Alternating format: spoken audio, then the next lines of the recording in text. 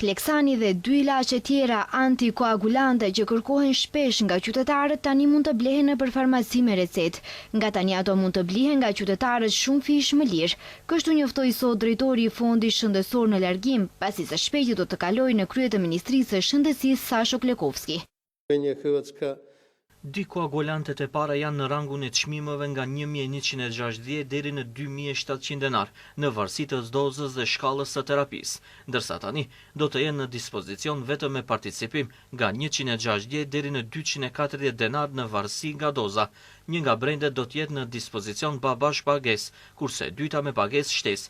Megjithatë, qytetarët që kanë sigurim kanë mundësi të zgjedhin ilaçin. Koagulanti i tretë njoftoi ai është në listën pozitive të barnave për herë të parë, ndërsa të njëjtin e përdorin nga 6.000 deri në 10.000 qytetar. Deri tani ai ishte në rangun e çmimeve nga 2.000 deri në 2.200 denar, ndërsa tani do të jetë në dispozicion me participim nga 160 denar. Në periudhën fillestare do të ketë pagesë shtesë nga 105 deri në 505 denar, në varësi nga doza. Në dozën më të përdorur, e cila është 30 tableta nga 10 mg, kursimi për qytetarët do të jetë 1.752 denar. Nga janari viti 2027, ky ilaç do të jetë i disponueshëm pa pagesë shtesë, vetëm me participim.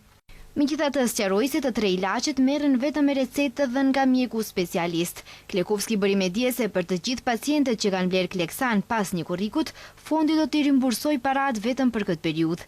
Enoxaparin, ku bën pjesë edhe Kleksani, dhe natroparin janë ilaçe që përdoren në fazat akute, para dhe pas operacionit për të parandaluar trombozën venoze, edhe përdoren edhe në gjendje të caktuara gjatë shtazënisë. Deri më tani ato ishin të disponueshme me rimbursim nga Fondi Shëndetësor, ndërsa që tani janë të disponueshme në listën pozitive me recetë.